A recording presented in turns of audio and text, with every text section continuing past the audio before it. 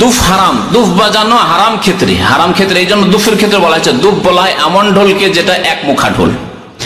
এই এক মুখা ঢোল দুফ বা দাফ বাজানো বিয়ের ক্ষেত্রে প্রমাণিত রয়েছে, আর তাও ব্যবহার করবে মেয়েরা, পুরুষ লোকে নয়। ঈদের দিনে প্রমাণিত রয়েছে, তাও ব্যবহার করেছেন মেয়েরা। জি।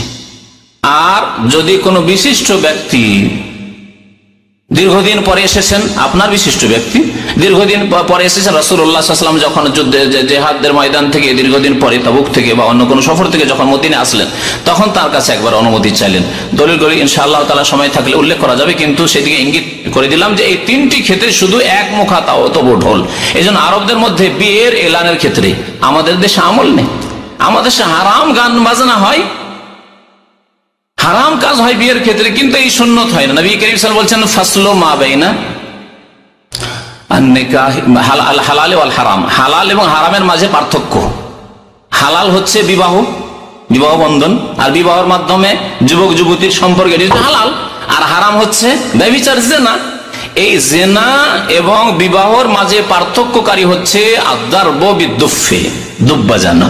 তাহলে জানতে পারলো যে অমুকের বাড়িতে দুফ বাজছে, বাড়িতে মহিলারা এক মুখা ঢোল বাজাচ্ছে, তার মানে এই বাড়িতে বিবাহ শাদী আছে, এই বাড়িতে বিবাহ শাদী বিয়ে হয়েছে।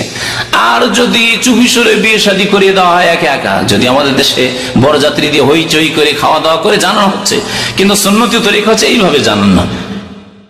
শুধু পাত্র আসলো আর এসে প্রস্তাব দিলেন, আপনি বিয়ে পড়িয়ে পাঠিয়ে দিলেন, কোনো ঘোষণা হলো না। তারপরের দিন যদি আপনার মেয়েকে বা আপনার বোনকে ওই পাত্র নিয়ে যাচ্ছে, গ্রামওয়ালা কি করবে?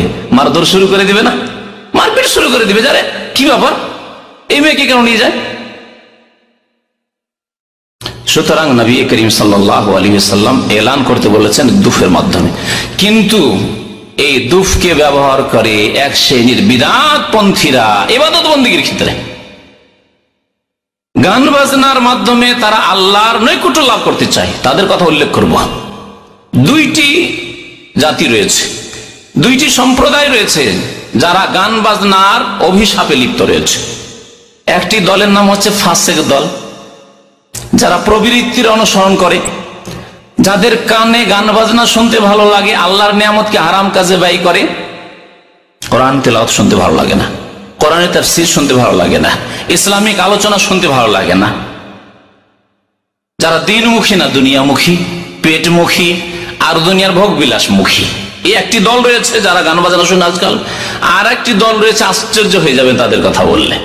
গান বাজনা এতক্ষণ যে আলোচনা করলাম, তাতে হয়তো আপনারা বলছেন যে গান বাজনা মানে শুধু এদের কথা আলোচনা চলছে, যারা ভোগ বিলাসের জন্য গান শোনে, ফাসেক ফাজের পাপিষ্ঠ লোকেরা গান শোনে, আজেবাজে লোকেরা গান শোনে না।